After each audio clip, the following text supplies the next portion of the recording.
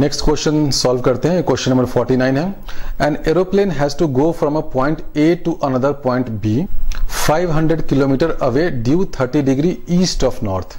A wind is blowing due north at a speed of 20 meter per second. The air speed of the plane is 150 meter per second. Find the direction in which the pilot should head the plane to reach the point B and find the time taken by the plane to go from A to B. तो इस question में क्या दे रखा है हमें कि suppose ये एक मेरा पॉइंट A है यहाँ पर और एक पॉइंट B है और ये मेरा नॉर्थ का डायरेक्शन मैंने बना रखा है। तो A से बीच के बीच क्या डायरेक्शन है, ये 30 डिग्री ईस्ट ऑफ नॉर्थ है। तो 30 डिग्री ईस्ट ऑफ नॉर्थ है और ये ए बी का जो डिस्टेंस भी 500 किलोमीटर दे रखा है। अब हमें ए से प्लेन जो है उसको ए से बी में मूव करना है, लेकिन साथ ही साथ यहाँ पर क्या है, यहाँ पर विंड भी है और विंड किस डायरेक्शन में फ्लो कर रहा है, विंड फ्लो कर रहा है इस डायरेक्शन में, नॉर्थ के डायरेक्शन में।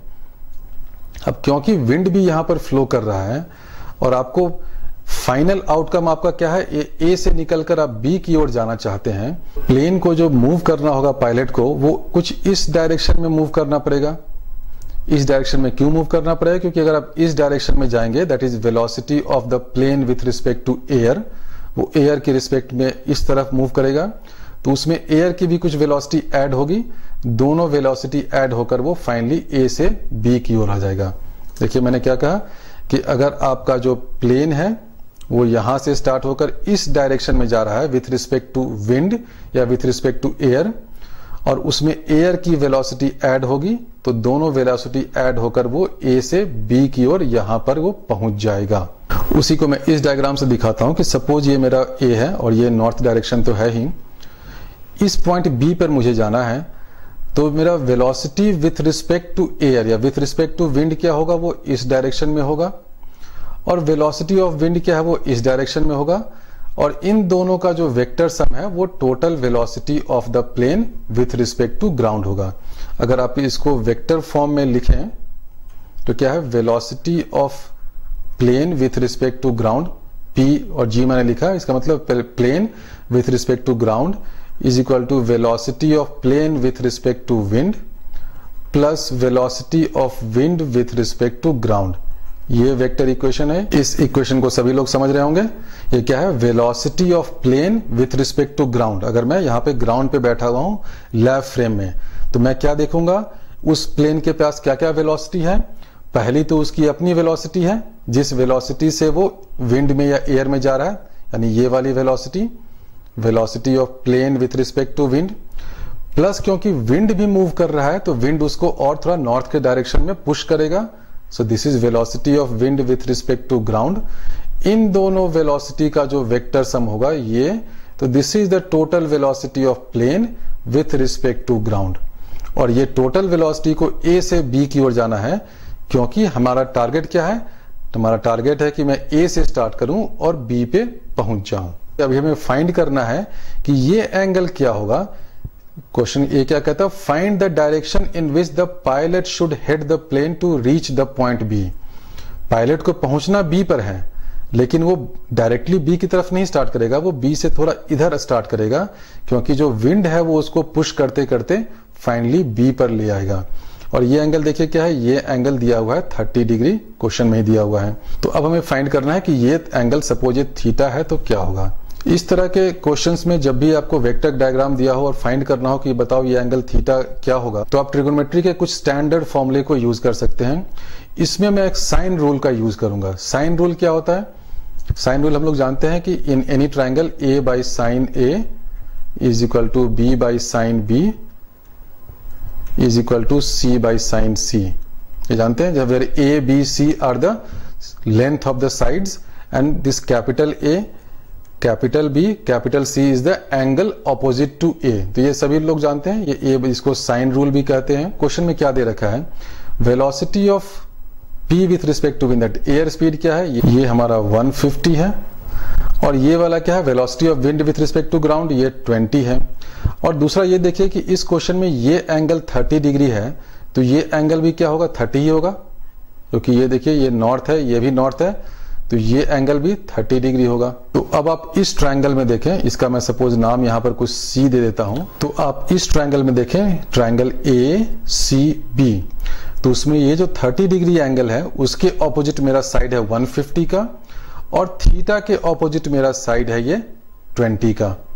ठीक है, तो मैं इस फॉर्मूले को साइन रूल को यूज करके मैं लिख सकता हूं 20 by sine theta is equal to 150 by sine 30।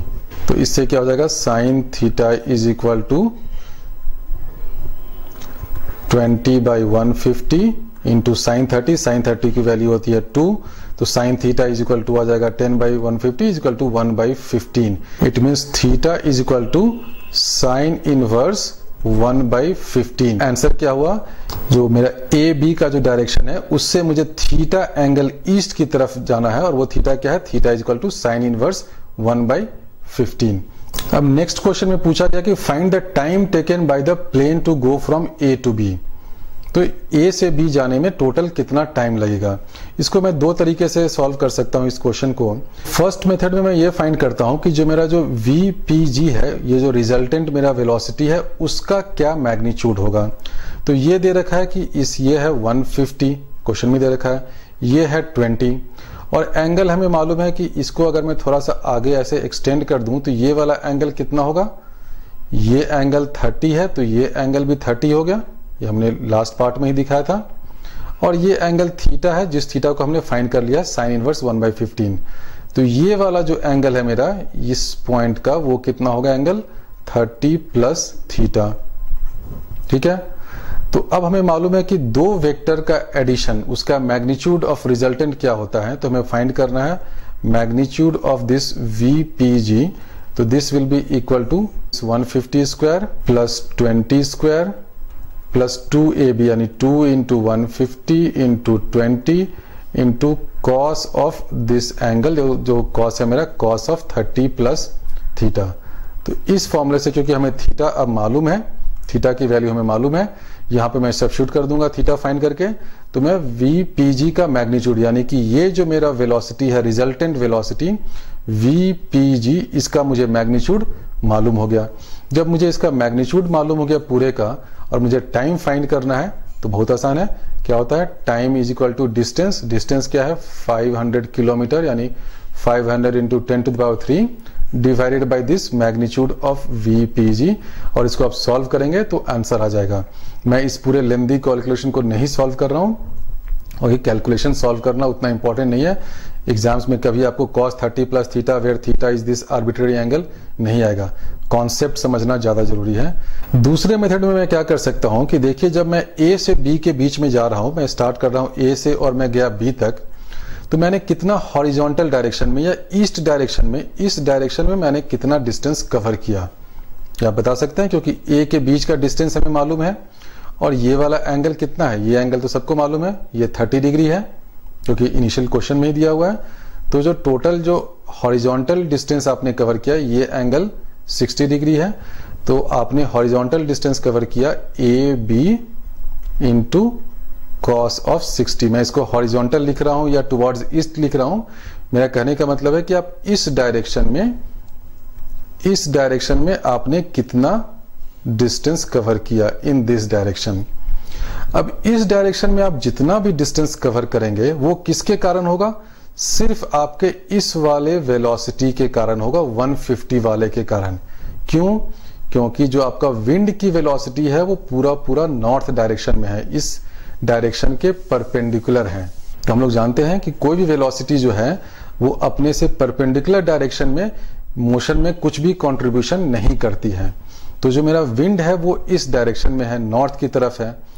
मैं आपसे पूछ रहा हूं कि मुझे बताओ कि ये ईस्ट डायरेक्शन में जो भी डिस्प्लेसमेंट हुआ, जो भी मोशन हुआ, वो किसके कारण हुआ, वो सिर्फ इस वेलोसिटी जो है 150 उसके किसी कंपोनेंट के कारण हुआ। अब देखिए कि जो मेरा 150 है उसका कंपोनेंट इस डायरेक्शन में क्या होगा, ये पूरा एंगल 60 है, उसमें से आप थीटा माइनस कर दें, और ये 150 का जो मेरा स्पीड तो है ही, और इनटू टाइम कर दें तो ये इसके इक्वल हो जाएगा। तो इसको मैं लिख सकता हूं 150 into cos of 60 minus theta into time t। Displacement covered in east direction कितना है, ए बी आपका जो नेट डिस्प्लेसमेंट है उसका ईस्ट डायरेक्शन में क्या कंपोनेंट है, A B into cos of this angle that is 60।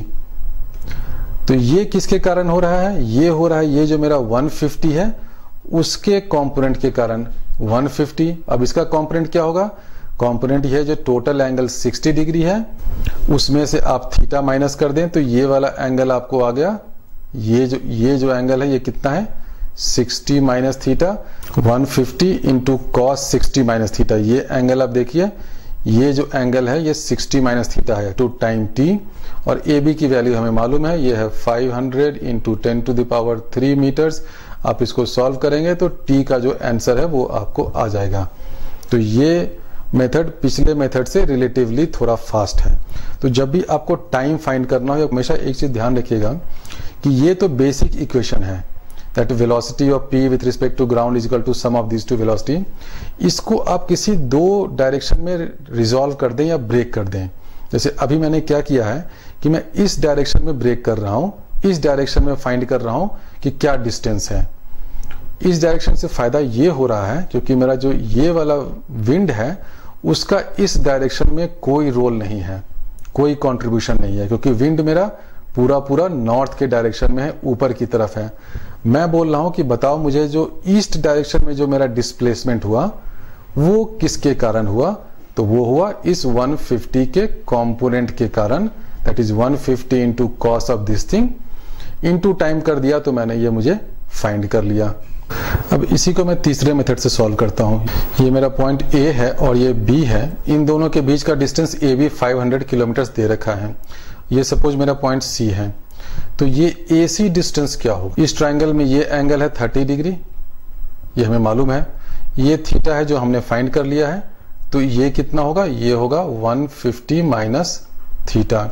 अब मुझे फाइंड करना है कि ये जो AC डिस्टेंस है ये क्या है। मान लेता हूं कि ये AC डिस्टेंस मेरा L है।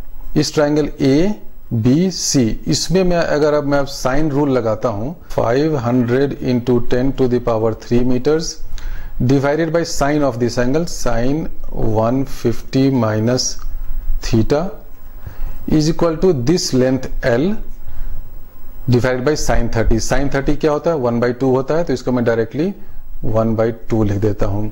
अब ये जो L है ये L क्या होगा, L is equal to 150 metre per second into the time taken t के बराबर होगा। तो इस L को अगर आप सब्स्टिट्यूट कर दें 150 इंटू टी तो ये L हो जाएगा 150 इंटू टाइम t, और इस पूरे अब इस क्वेश्चन को आप सॉल्व कर लेंगे तो आपको टाइम t भी आ जाएगा। तो देखिए अब इस क्वेश्चन में इस मेथड में मैंने कैसे सॉल्व किया, मुझे डिस्टेंस ए बी दे रखा था 500 किलोमीटर है, तो इंटू 10/3 कर दीजिएगा। मैंने ये डिस्टेंस ए सी फाइंड कर लिया यूजिंग साइन रूल, क्योंकि मुझे हर एंगल थीटा 30 सब कुछ मालूम है। ये जो ए सी है इसको मैं लिख सकता हूं this is equal to 150 metre per second into the time taken T, और इसको जब यहां पर आप सब्स्टिट्यूट करेंगे तो आपको टाइम टी की वैल्यू आ जाएगी।